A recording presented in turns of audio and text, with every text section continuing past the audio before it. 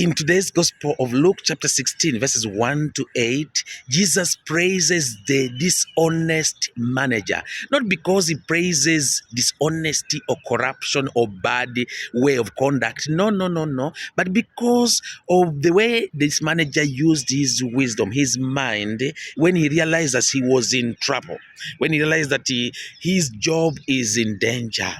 He praises because he's able to now sit down and plan. Dear friends, do we plan? Do we plan to do good? This manager plans in evil ways.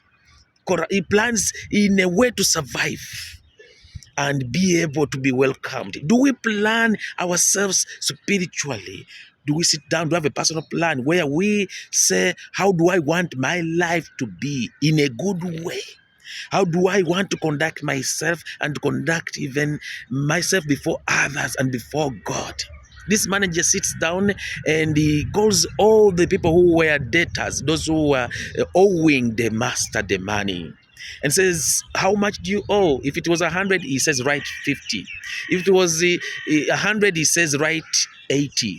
Like that. It was like kind of like a cutting off the price, so that these people who were the debtors would say, oh, this manager is now becoming good. It's nice to us. So that when he's chucked off from the job, he knows that people will receive him outside there. Hey, this is really the where this man sits down to plan how to survive in a material way. How do I plan to survive in a spiritual way, in a way that does not have an end?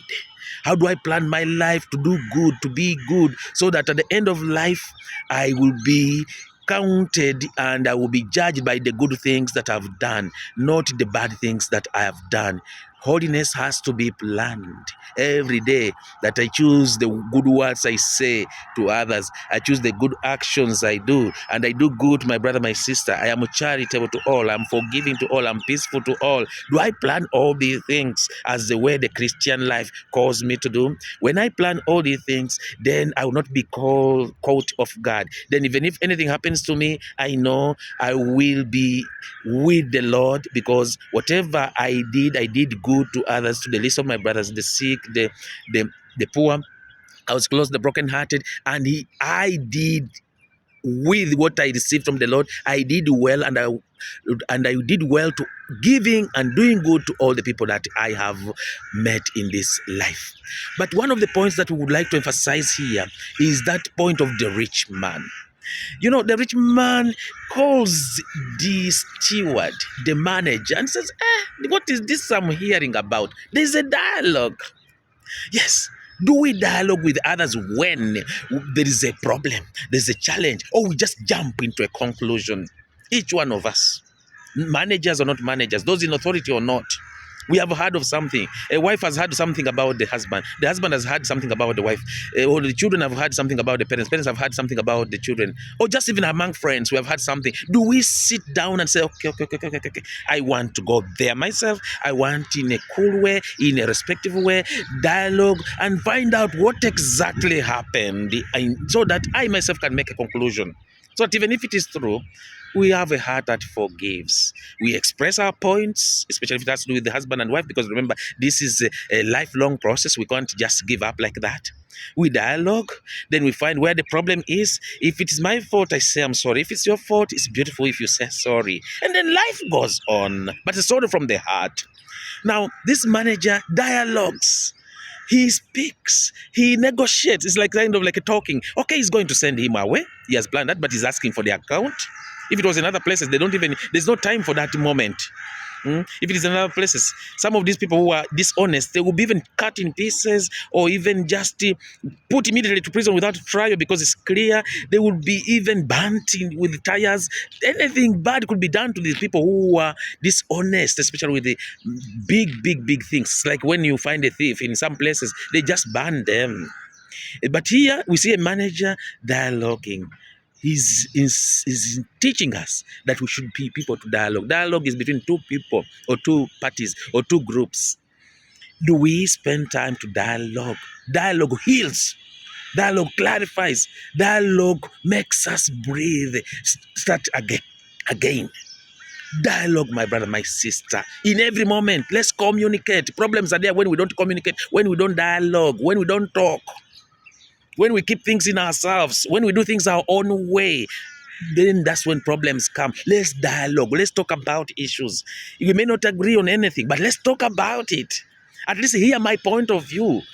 I hear your point of view. And together let us see the way out of this situation, which may be putting our heads together, our hearts together, listening to each other. I've listened to you, you have listened to me. Now let us see how to go ahead. I don't have all the answers. You may not have all the answers. Let's see how to go ahead. Maybe I have the answers and you don't have the answers. Then follow my way. Or you have the answers and I don't have the answers. I follow your way. That is dialogue. But we are able to reach that conclusion because we have given space to each other to dialogue, to talk. When we dialogue, we get closer to each other. When we don't dialogue, when we don't talk, we are distanced from each other. We keep far away from each other. We become strangers. It's like a husband and wife who never talk. They become strangers to each other. That closeness naturally just disappears.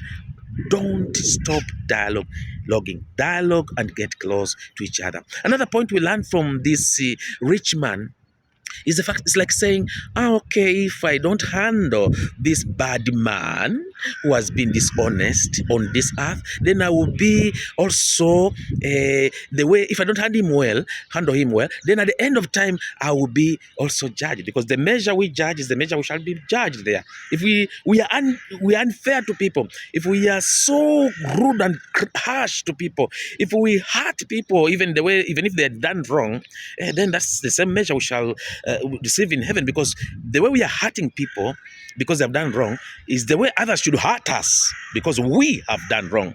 Because as humans, in one way or another, we hurt each other. So this man, I think, was thinking about himself and saying, let me handle this situation in a simple way, but in a very clear way, in a firm way, with respect, so that we see the solution to come out of this. I don't agree with the dishonesty, but let me handle it in a peaceful way, in a calm way that respects a human person, so that at the end of it all, I may also be respected, not only with him whom I have helped to go out, because in the one way to help people go out is to sit down and just simply, in a simple way, good tone, just tell them what was right and what was wrong about the situation, and say, look, in this situation where we are, I think we can't go on like this because of this. So the way we talk to people, we, instead of just saying go out, that's the bad way, because you never know even what can happen to us, even physically speaking. So let us learn from the steward who knew how to use his mind and his heart to be able to secure a place on earth here, so that when he's chased and chucked from the work, he has someone to receive from. Let us use that mind, of in that analogy, to plan our good way, so that when we finish our way here by our good way of conduct, by doing good to others and also being charitable to others, we shall be received in heaven because of the good things that we have done, and because we have used our mind, our heart, to feel with others, to think with others, and to be there for others. And let us also learn from the manager who is able to dialogue, to communicate in a right way, even in a sensitive situation like this. But also a manager who is able to think ahead and say, let me know how to handle a human person delicately, but with firmness, because the measure you receive is the measure you will also be given. Blessings.